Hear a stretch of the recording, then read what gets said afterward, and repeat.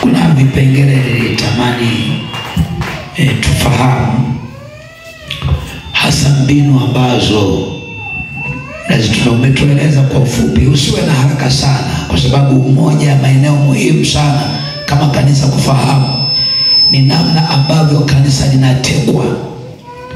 Yani hapo nitamani kabisa upachimbue kabisa mbinu ambazo mlikuwa mnazitumia kuteka. Yani hapo urudie kabisa ikiwezekana, yani kwa utaratibu, yani namna ambavyo mnapata nafasi ya kuingia kanisani na kulidhoofisha kanisa na watumishi wa Mungu.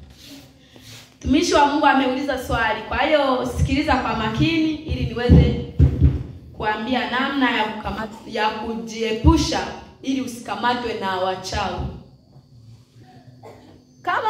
Kama umejitakasa, naona ndio maana nimewaambia kwanza, ukiwa unatoka hapa, ndio maana nimetolea mfano kwanza, mchungaji aweza kuwafuatilia. Kwa wewe ukiwa unatoka huko kanisa, huko nyumbani unakuja kanisani, unajua ibada ni 2 kamili. Hata kama ukitaka kujiepusha sasa, hapo ndo nawaambia, hata kama unasonga ugali una njaa, kimbia kanisani. Usipite hata dakika hiyo. Make wachawi wanaenda na muda wao, wana muda. Yani asa wanabezi kwenye muda. Kwenye muda. Kama ni 2 kamili, unatoka nyumbani 1:30, unakuwa umeshakaa kwenye kiti. Ndio maana mimi kipindi nije hapa, tangia nije hapa, sijawahi kuchelewa hata ibada hiyo moja. Nikiwa kule nyumbani kwa mchungaji, nitawahi haraka, lakini kuna wengine na waachaga nyumbani. Nitawahi haraka nikae ili nisiweze kuingiliwa. Naona ukichelewa hata dakika hiyo, mchawi anakuwa ameshatua. Uko njiani, unakaribia mlangoni sasa, mchawi unakuja kanisani unakaa. Tutakuona mara unaregea. Tutakuona atakavyosema mchungaji, tutaona yani moyoni wewe ndio unajua moyoni. Maana wengine wanatukaniaga moyoni, hawezi kutoa mdomoni. Moyoni utakaa unaongea hivi, huyu mchungaji amalizi kaenda nyumbani, umeshaingiliwa. Kwa hiyo yani kujiepusha, kaa karibu na Mungu. Mara kwa mara funga na kuomba. Mara kwa mara usichelewe ibada. Make mimi hapa ninaongea na waachia nyewe mvitendee kazi. Mimi hata kesho kutwa naweza kuondoka. Kwa tambua kwamba mchawi hapa, tupo makanisa mbalimbali. Ukienda nyumbani usichelewe ibada hata dakika moja. Basi ukijikuta umechelewa kwa bahati mbaya, njoo unaomba rehema ili Mungu akutumia malaika wakufunike. Lakini usije ukasema mtumishi Esther amesema ukichelewa ni unaomba rehema Mungu anakufunika, usije ukaifanya makusudi. Hapana. Kuna kuchelewa makusudi na kuchelewa bahati mbaya. Naona? Kwa hiyo ukiwa unaenda ukaona hapa sanga dakika moja imeshapita, Mungu naomba unisamehe, kimbia. Usiseme dakika moja imepita, ngoja nitembee sasa. Hapana, kimbia. Kama chakula kiko pale kwenye sahani, kiache ukimbie kanisani. Usije ukanenepesha tumbo wakati mchawi atakuja aingilie hilo tumbo lako. Bora usinenepeshe tumbo, lakini uwahi ibada ili mchawi asiweze kukushika. Maana wewe umeokoka kwa sababu moja, uende mbinguni na umtafute Mungu. Haya. Haujamtafuta Mungu, unatafuta chakula. Mungu ukija hapo kasikiliza neno la Mungu, ndio chakula chako na utashiba. Amina. Utajikuta njaa inaisha. Kwa sababu Mungu amekuona mwanangu kweli, hawezi kuingiliwa na mchawi. Kwa hiyo hivyo vitu sana vijiepushe. Na pia ukienda nyumbani, tumia lugha yako sana, tumia maneno yako mengi kuongea maneno ya Mungu. Tumia sana kuongea maneno ya Mungu. Kama wazazi ambao una watoto, msitumie sana kutukana pumbavu. Mtoto akikukosea kumtukana bora umchape. Maana imeandikwa usimnyime mtoto mapigo. Bora ukamchapa. Ndio maana mimi nilikuwa napenda kusema hivi, ukinitukana bora unichape. Bora mzazi umchape mtoto kuliko kumtukana, maana na hiyo ni dhambi. Najua watoto tunakwaza sana, lakini ni dhambi. Wazazi mkienda nyumbani mtoto usimtukane matusi. Eti lione inakufanana babako. Kwani wewe unafanana nani? Mtoto umemzaa unamwambia lione inakufanana babako. Hiyo ni dhambi. Yaani Lucifer anapendelea tu tuzami kidogo ambapo unaweza kusema hiyo nikitena ataomba rehema. Usifanye dhambi unaijua. Ni sawa unaenda kuzini, nitazini leo kesho niombe rehema. Hapana. Kwa hiyo yani jiepushe sana ili uwe mkamilifu kwa Mungu. Jiepushe na mdomo kutukanana. Jiepushe na kuongea kanisani. Umeshafika kanisani sawa, umewahi. Usitumie muda mwingi kuongea. Sasa ukiwa unaongea utamsikiliza saa ngapi mhubiri? Usitumie sana kuongea. Ukiwa umekaa utasikia sikukuu ya Pasaka inakaribia ndugu yangu. Unavaa nini kwa sikukuu? Mchungaji yuko anahubiri, baadaye kusikiliza neno la Mungu ili likuguse, unaenda mtu mnaanza kuongea, mnaanza kucheka. Kanisani kama mchungaji hajachekesha, usicheke. Maana na mimi hicho kitendo nilikuwa nakipenda sana, cha kucheka kanisani. Hata kama mchungaji hajasema cha kuchekesha, nitacheka. Mchungaji pengine aliniambia nisali nimesimama nje pale mlangoni. Kwa sababu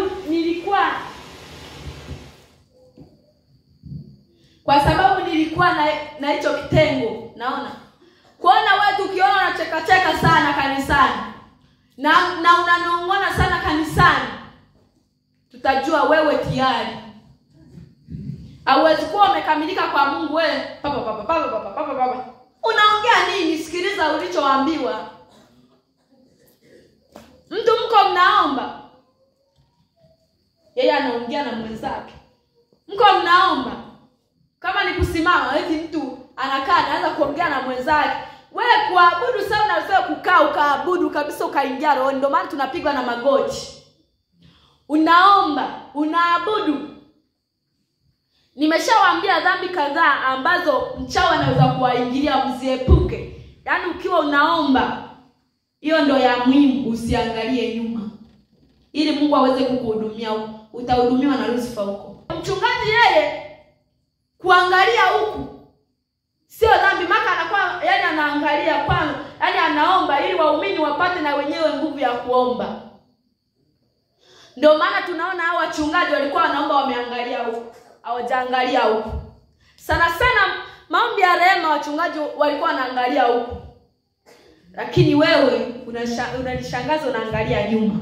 Ukienda kanisani ukamwona mtu ameangalia nyuma, ukimaliza ibada usimfuate mko mnaomba. Ukimaliza ibada mfuate. Rafiki yangu wewe, utaingiliwa na mchawi au utahudumiwa na Lucifer. Utajikuta anakuambia rafiki yangu nimejibiwa na Mungu, nimeshinda mtihani wa form 2, wa form 4, kumbe umeshindishwa na Lucifer. Kwani mimi akili zilikuwa ni za kwangu? Si zilikuwa za Lucifer? Kushinda mtihani wa la 7, wa la 4 ilikuwa ni Lucifer. Unaona? Ndio maana hata Lucifer, ndio maana nimekwambia anajibu maombi. Ndio maana wanatambua, ndio maana mchungaji hapa alipokuwa anasema kuna karama nyingine bana sio za Mungu. Kunena kwa lugha. Hata kama hatukuelewi kunena kwa lugha, hatuelewi uko unanenaje, tunatambuaga hii ni ya Mungu na shetani. Na sisi wachoki tulikuwa tunanena kwa lugha. Ndio maana ukiwa unanena kwa lugha mtu unamuona yuko roho ni ya Mungu.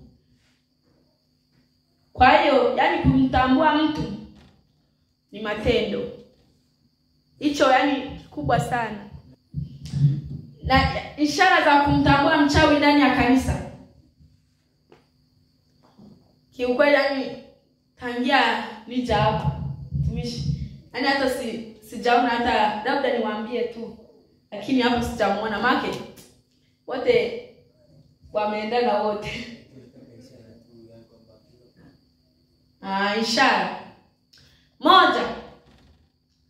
Mtu anapinga sana mambo ya kimungu. Kesho jamani tuna maombi. Mimi mume wangu sijampikia. Huyu ananiambia maombi.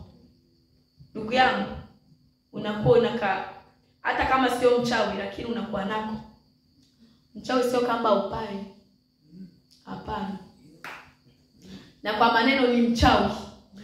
Tena niwaambie, kupaa huku sio uchawi, ni kutamka. Sisi tusingekuwa tunatamka watu wasingekufa. Usije ukasema ukiweka hapa dawa eti mtu atakufa. Au utatamka. Ndio maana anakuambia laana. Mtu yale akitamkia laana futa. Uchawi unaanzia mdomoni, sio matendo. Eti mimi nija hapa nipae, nija hapa nitege pale dawa, mchungaji tu ataruka na ataenda. Hata kama ni mpagani ataruka na ataenda. Maka sijamnenea mabaya. Nimeweka tu. Ndio maana yani kumtambua mtu ni mchawi. Moja, yani ni hiyo mtu kupinga sana kazi ya Mungu. Yani huyo ni mchawi wa kwanza. Tena yani ikionekana labda ndio mkuu sasa hivi. Mimi nikimwona nadhani ndio mkuu. Maka zimeshatoka. Sijui mkuu ni nani waliyemweka. Walikuwa wamenisubiria eti mimi nitarudi. Lakini Mungu akasema mwanangu nimeshamtoa. Sikurudi. Nitolee kama mfano, labda usipoelewa kuongea utaelewa kwa mfano. Kwa mfano wewe si mzee wa kanisa. Huyu ni mchungaji. Mchungaji huyu anakosa. Lakini wewe ukamfuata. Ukaanza ukamkorofisha yeye, akakaa amekunyamazia. Huyo mchungaji anakosa na hajaingiliwa, bali aliyeingiliwa ni wewe mzee wa kanisa. Alafu nikwambie, wengi wachawi hawafuatiliaji wachungaji, yani sana sana ni wazee wa kanisa. Tena hilo nilikuwa nimelisahau sana na mashemasi. Yani kama unajijua uko shemasi, kaa karibu na Mungu. Make shemasi, mzee wa kanisa yupo karibu na mchungaji. Kwa mzee wa kanisa akitoka kule, akaja hapa akaanza kumkorofisha mchungaji, kwanza utaona vigezo. Ataanza kusema mimi nimeachia kwa mzee wa kanisa. Au atasema atataka akae na mchungaji karibu ili aweze kumzofisha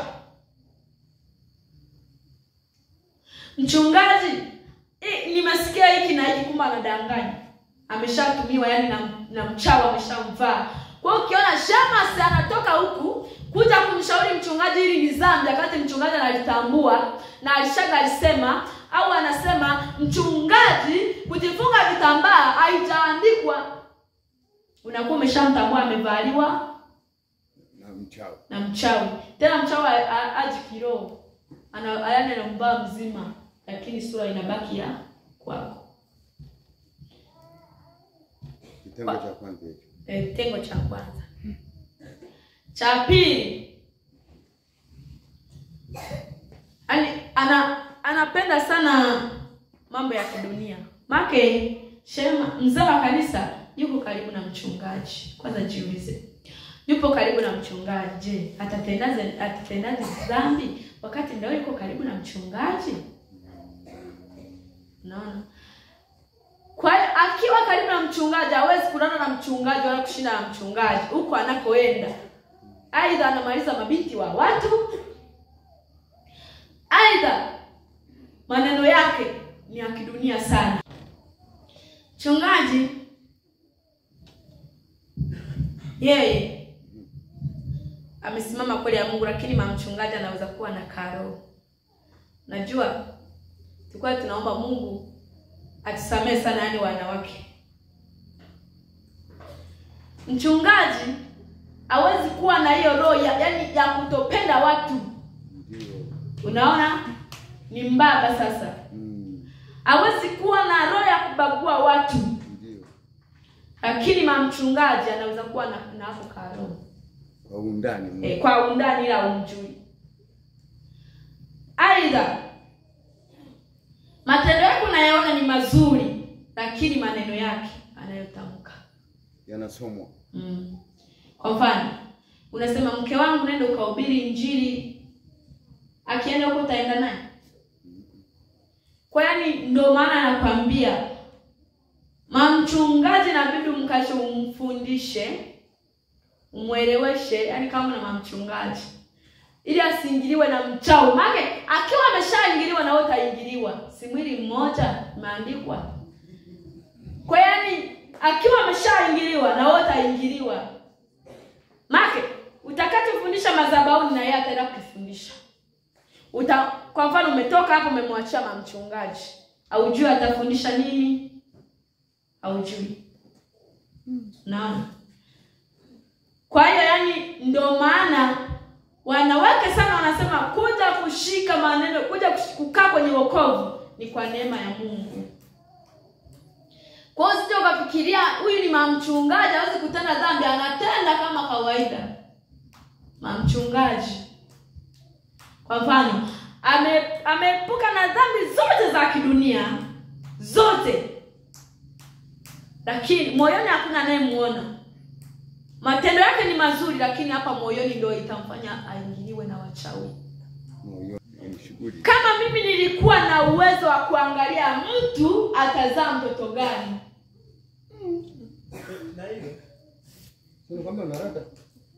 mimi nilikuwa nina wifi yangu mtoto wa kaka, yani hapo nilikuwa na rafiki yangu alikuwa anapendelea sana kunifuata kuniambia, "Zefa, mamangu atazaa mtoto gani?" Nitamwambia. Kiwastani Mungu yani alisamehe, nilikula hela za watu bure. Eti nimewatabiria. Yani nikikaa hivi nikakuangalia, mtoto huyu ni wa kiume. Kiwastani ndio maana anasema mawazo yako yaelekee kwa Mungu, na mawazo haya yanatenda dhambi. Uko hapa unaomba, Baba katika jina la Yesu, hivi si nimeacha kiporo nyumbani. Unaona? Yani mawazo tu ambayo yanatoka ndani ya kanisa, mtu unamuingilia vizuri. Mawazo. Tambua kwamba ukiwa unasifu mtu asifu, mwache. Wewe zama rohoni. Ukiwa unaabudu mtu hajaweka kitambaa kichwani, mwache. Ukiwa unasimama mtu amekaa, mwache. Utamfuata kwa muda wako, mwambie. Kama ni kujirekebisha atajirekebisha, kama ni kukaa hivyo atakaa hivyo, lakini kwa neema ya Mungu atarekebika. Akitaka kusema kwamba nifunge maombi ya wiki moja, ndio inabidi si unawaza. Kitu ukifanya kwanza si unawaza, unatoa rohoni. Inabidi kwanza uende mbele za Mungu, akupe ulinzi, akutie ulinzi, yani malaika wa Bwana wakawa wanakulinda ili wiki inayokuja ufunge maombi. Kwa maana yake asipoomba hilo mnaweza kuenda kujiuliza. Sasa unaona asipoomba, alafu kwa mfano hii si ni wiki ya kwanza. Tuko leo si ni Jumaa. Wiki inayokuja anaanza maombi. Haya, kuja kufikia afu saa kesho kutwa. Hajatenda dhambi. Sasa wanadamu hatujakamilika. Kwa hiyo inabidi yani akaye anawaza kwamba nimewaza nifunge maombi, inabidi yani akaye anaongea maneno ya Mungu, anasoma Biblia, unaona?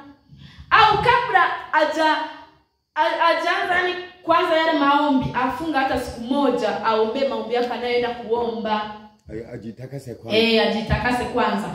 Ndio maana mimi nilikuwa napendaga kuambia marafiki zangu, ukitaka kufunga maombi, jitakase kwanza. Usipojitakasa maombi yanajibiwa na nusu saa. Mimi nilikuwa napenda kumwambia sana rafiki yangu, ukitaka kuomba, alikuwa amepanga maombi ya wiki moja, wiki mbili. Unaona? Asa akawa ananiambia, lakini ninasikia kitu ndani mwangu, najua marafiki tunaongeaga sana, tunaongea vitu sana. Akasema mimi nina tabia ya kumuona mtu yani kama hana thamani. Alikuwa ana mawazo, yani kumuona mtu amepanda kwenye pikipiki akasema huyu atadondoka huyu.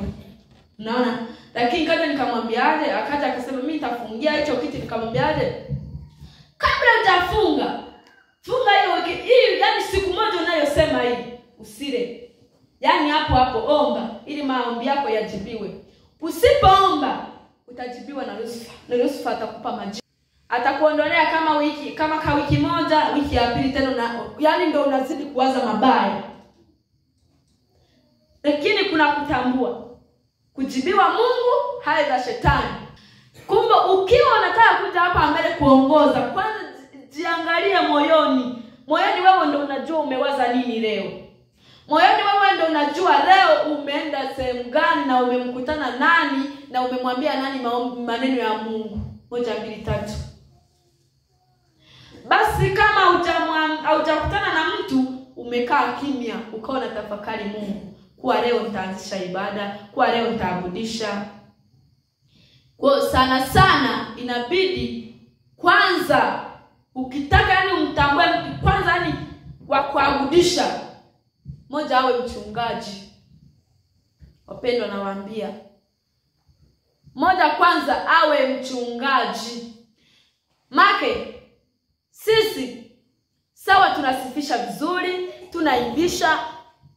Hata Lucifer akisema nivae sura ya mtu hapa au mwili wa mtu, anasifisha, anaabudisha, anaongoza ibada. Wewe ukitaka kuona yani mimi ninapenda kumtumikia Mungu, kwanza jiangalie moyoni. Matendo yako tunayaona ni mazuri, lakini moyoni ni mabaya. Mungu ndo anayajua. Aombe kwanza sana, napenda kuabudisha, kusifisha. Uombe kwanza, ujitakase. Usije ukatuombea jamani mapepo hapa.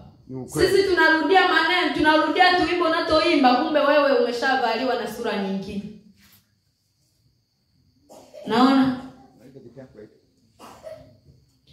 Na hiyo tu nizame make sisi hapa tunaomba hatukujui moyoni. Unajijua ni wewe mwenyewe. Ila mimi ningekuwa na hicho kitengo, ningekuwa na kujua moyoni kwa ukoje wewe mtu. Na ningekuaibisha.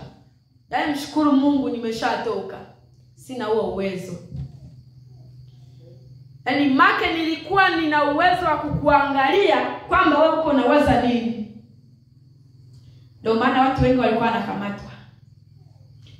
Yaani nilikuwa nakaa sana na rafiki yangu, akiwa anawaza nitamwambia, ila umewaza vibaya ndugu yangu, utapigwa. Yaani mpaka yani akiwa yani anapata kitu maskini ya Mungu, nilikuwa yani ameshaniamini, maka alikuwa alijui. Alikuwa ananiitaga ananiuliza. Baadaye kwanza ndoto kumpelekea mchungaji, atanipelekea mimi ili nimtatulie ndoto. Lakini na mimi nilipoona siwezi kujibu vizuri hiyo ndoto, nitaenda nimwambie mtumishi wa Mungu fulani ameota hivi na hivi. Lakini nilipoanza kuishiwa nguvu ndio nilianza kumpelekea. Lakini nilipokuwa sijaishiwa nguvu ndio nilikuwa namwambia mimi. Au namwambia wewe utakuwa fulani, wewe utasoma uishie darasa fulani, wewe utasoma umalize mpaka chuo kikuu, au wewe utashindwa mtihani wa fulani, jirekebishe. Shuleni yani walimu wengi mpaka sekondari. Hata ningesema niachie shule, ningeacha ushuhuda mkubwa sana. Ukienda shuleni primary hakuna mwalimu ambaye anijui. Wanafunzi wengi wanawajua kwa utundu na kwa kuwa mjinga darasani na kwa kuwa na akili. Sekondari nikawa mtundu, primary mtundu, lakini nilipookoka utundu ukaenda unapungua sekondari. Nikakutana na fimbo ya walimu. Hata kama nilikuwa napigwa, lakini nilikuwa naangalia mwalimu kwa hasira, ili nikifika usiku nimpeleke ili apigwe usiku kama mimi alivyonichapa. Lakini nikawa nina kale ka huruma. Nilikuwa sijawahi kuadhibu walimu tangia primary mpaka ni sekondari.